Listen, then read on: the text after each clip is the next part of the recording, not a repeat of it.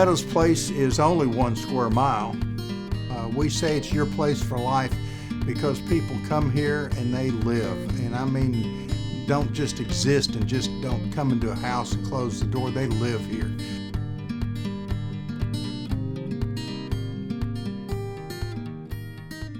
I sat down with Chief Stewart and kind of took a breath and said, "Chief, we may have a solution."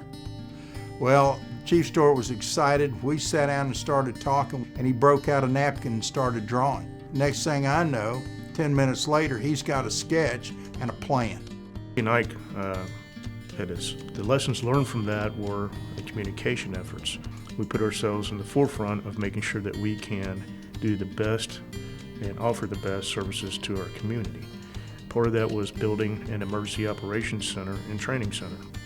So we took the initial image, the drawing on the napkin, and actually started going through the planning and development of the center itself, getting the architecture done and the different things that we need. The city had some land, which was close to one of our water facilities, map it out and decide where to put it. But after we crossed all those bridges and got through all the issues, there was no problem.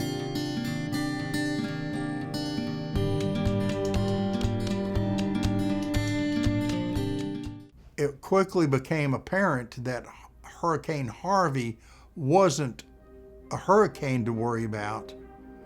In Meadows Place, it wasn't going to blow us away, but it could wash us away. We had not quite officially opened our Emergency Operations Center. We hadn't quite officially opened the facility itself. Our center was tested immediately to its fullest. The last few hours before the storm is when we actually got everything where we were comfortable enough. And of course, then you got to still take a deep breath and go, hope I didn't miss something.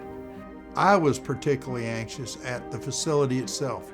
Are we going to leak out?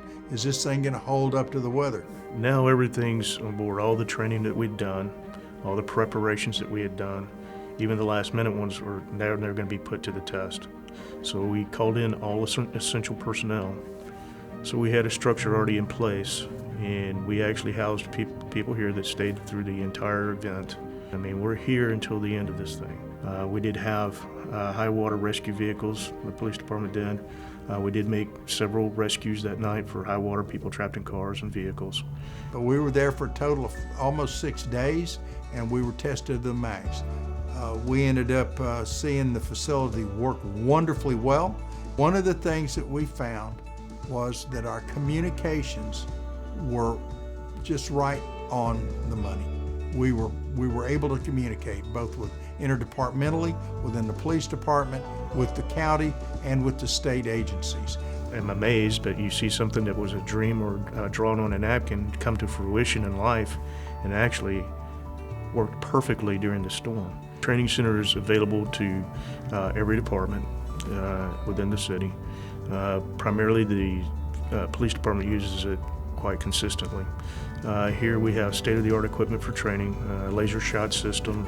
We also have a seating area class room that'll hold up to 70.